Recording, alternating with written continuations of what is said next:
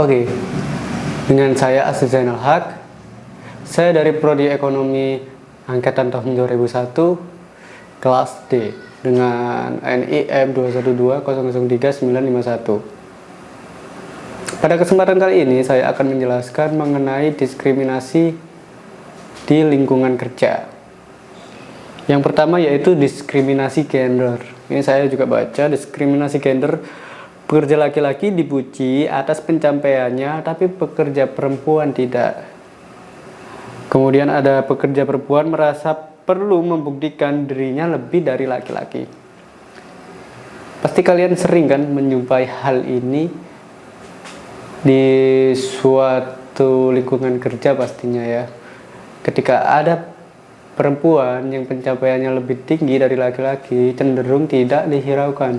Beda dengan pencapaian oleh seorang laki-laki.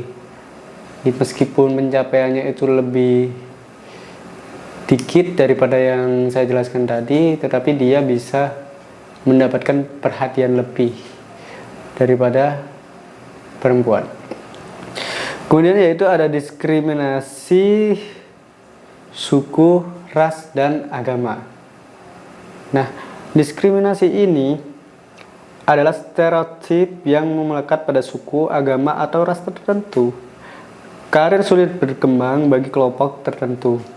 Kemudian supervisi lebih ketat pada orang-orang dengan suku, agama, atau ras tertentu. Diabaikan maupun dikritisi terlalu keras.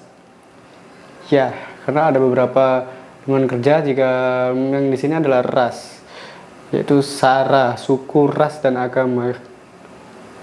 Seringkali kalau semisal orang dari Indonesia Timur kan, kalau semisal kerja di Jakarta, mereka menjadi berbeda dari yang lainnya karena ya ras tadi asalnya dengan warna kulit, warna dan sebagainya, akhirnya dia dikucilkan karena dia minoritas di situ, bukan mayoritas. Ada juga yang kalau tentang agama sih ya seperti itu. Misal kita bekerja di perusahaannya orang yang muslim. Nah, kadang-kadang kalau misal ada menerima pegawai dengan agama yang lain, seperti itulah. Kemudian ada diskriminasi umur. Diskriminasi umur ini banyak pekerja berumur yang dipecat. Pekerja yang lebih tua diberikan tugas tidak enak agar mengundurkan diri, tidak mendapat kenaikan gaji atau benefit yang sepadan. Pernah nggak kalian menjumpai hal ini? Saya rasa mungkin semua orang pernah ya. Kita sekarang mau ambil contoh di restoran. Nah, ketika di restoran kan itu dia menjual makanan, otomatis kan yang dilihat adalah kebersihan. Nah, jika di situ pelayannya ada orang yang umurnya lebih tua, atau mungkin waktunya dia udah istirahat untuk tidak bekerja lagi ya, mungkin karena ekonomi dia bisa bekerja lagi atau memaksakan diri. Karena jika orang itu usianya lebih tua dari yang lainnya dan dia posisinya sebagai pramuniaga atau pramusaji, maka ada gimana ya, biasanya itu ilfil ya kalau anak-anak muda ngelihat pelayannya yang tua gitu, karena kayak persepsinya mereka itu kotor gitu kalau ada orang yang seperti itu. Makanya kadang sebuah orang yang memimpin perusahaan atau manajernya itu kalau ada karyawan yang seperti itu, maka dipersulit pekerjaan dia. Agar apa? Agar dia bisa mengundurkan diri tanpa kita memecatnya secara langsung. Seperti itu. Kemudian ada diskriminasi pandangan politik.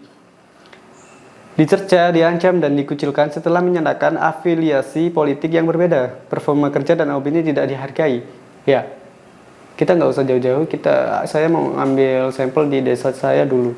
Nah, di situ ketika si A ngasih uang kepada masyarakat bagi-bagi, nah setelah itu si A kemudian menjadi sebuah kepala desa. Nah, kan ada tuh karyawan yang lama yang bekas kepala desa yang sebelumnya. Otomatis kan persepsi kepala desanya si A ketika dia sudah menjabat menjadi kepala desa, maka dia akan dikucilkan yang karyawan tadi itu karena dia memilih lawan atau saingannya. Makanya dia akan dikucilkan, dikasih tugas yang berat seperti apa gini agar dia bisa mengundurkan diri atau mungkin ditendang ya dari situ ya kalau bahasa kasarnya sih. Kemudian ada diskriminasi terhadap penyandang disabilitas. Bullying secara terang-terangan, intimidasi, ada guru dan ucapan yang tidak sopan tentang disabilitas karyawan. Tidak disediakan akomodasi yang sesuai, diperlukan berbeda karena keterbatasan. Ya, karena banyak sekali orang disabilitas yang tidak bisa bekerja di perusahaan atau di yang lainnya karena dia